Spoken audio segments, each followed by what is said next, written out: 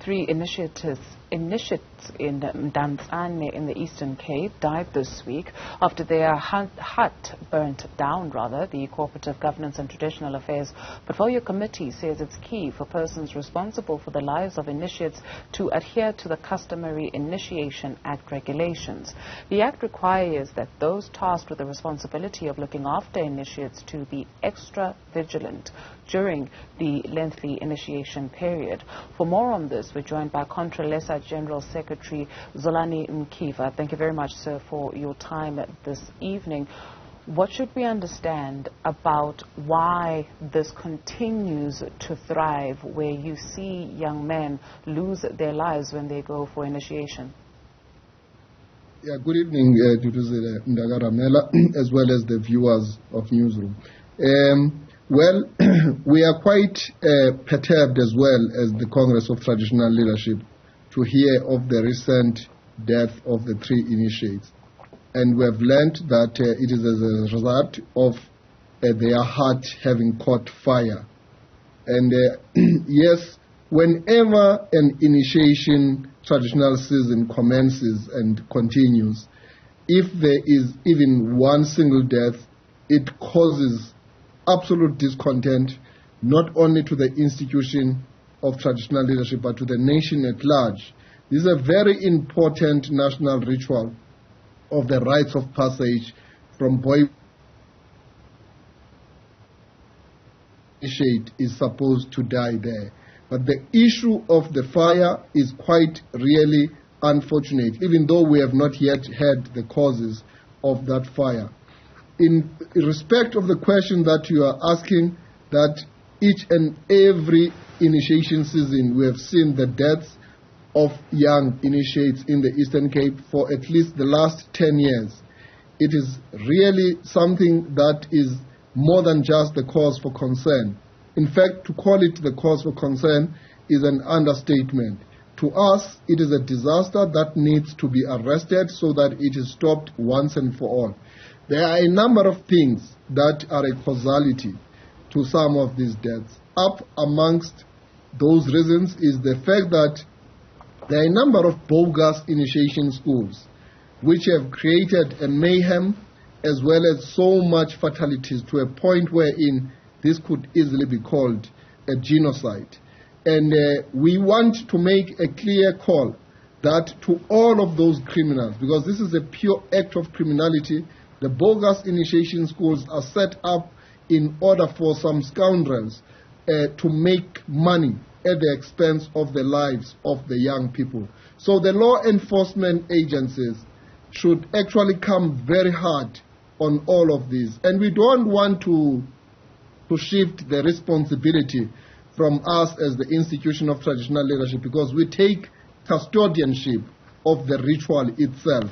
But we are under attack by the bogus initiation schools, by the bogus surgeons, bogus nurses who want to make a penny out of the lives of the people. So if we join hands together with all the relevant departments, the police, the Department of Health, the Department of Cooperative, all of those must come together with us. But there's also a need to institutionalize the initiation season and to formalize the whole period of traditional schooling insofar as the rites of passage. It must not be something that is handled on ad hoc basis. We must have full plans in place way ahead of each and every season. In that way, with the resources availed, that will go a long way to ensure that we eliminate all of these bogus initiation schools and actually alleviate the fatalities which lead to deaths, amputations, and a number of other things.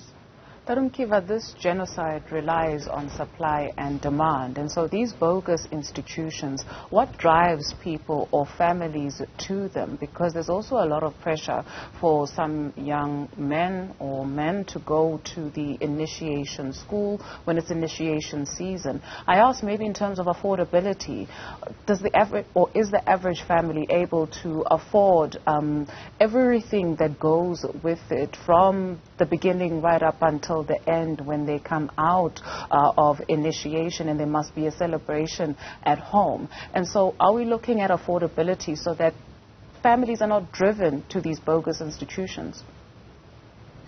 Well, there are a number of factors which lead to these bogus initiation schools. As I say, the most primary factor is the fact that these are thugs and criminals who want to make money, and they want to trap young boys who are quite religious about the issue of going to the mountain due to peer pressure.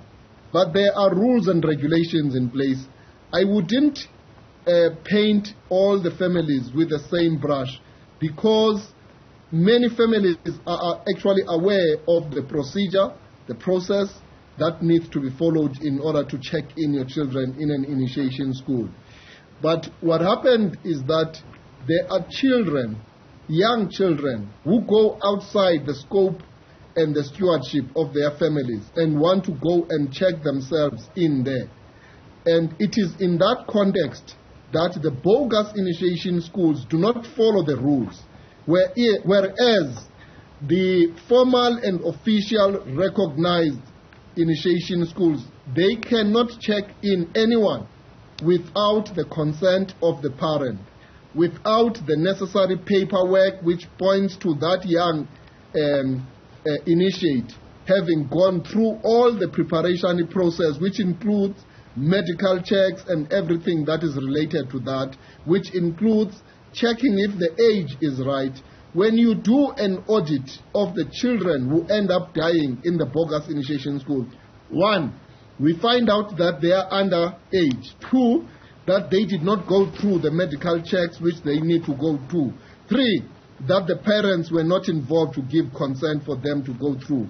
So all of those are clear violation of the rules and regulations of how children must be checked in. So the clear thing to us is that these are people who want to make money, as I say, and they employ a tactic of human trafficking the way they do it. They use the ignorance of the young children who want to cross the Rubicon from boyhood to manhood at all costs because of peer pressure.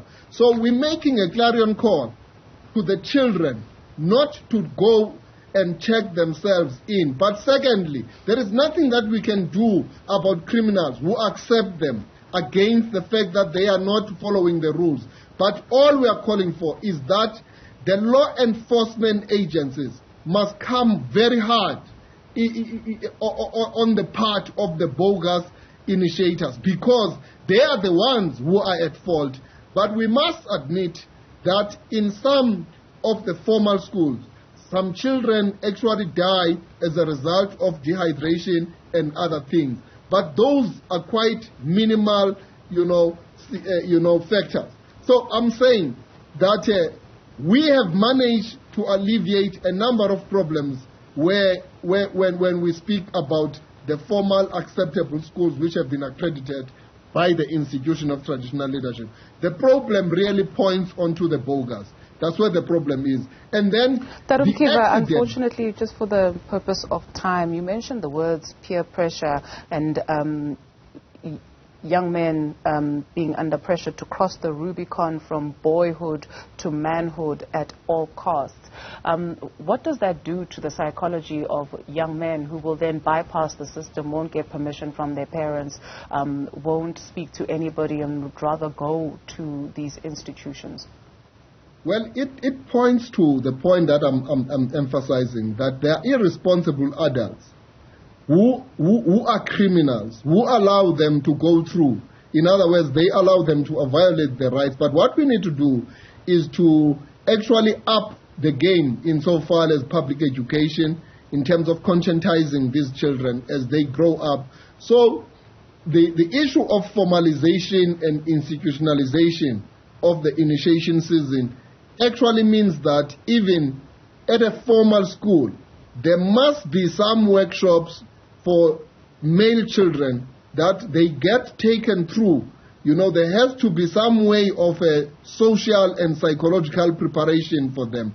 And we need resources in order to do that, but also the families on their own they must take the initiative to actually take their children as they grow up, so that they teach them to observe and they actually point them to the dangers of going to schools that are not accredited, because then that becomes a death trap. Secondly, also pointed on the issue of affordability. No, it should not be a commercial exercise to take the children there. Actually, it should be very affordable and very accessible. So even the poorest of the poor should go there. So again, it is people who want to commercialize out of a ritual.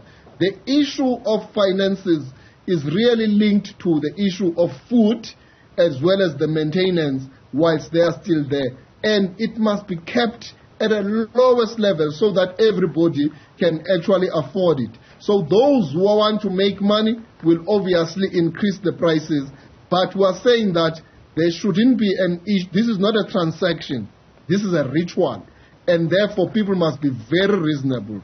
The costs must just be purely be administrative for purposes of admission and enrollment. They should also be the purposes of just they must have food whilst they are there.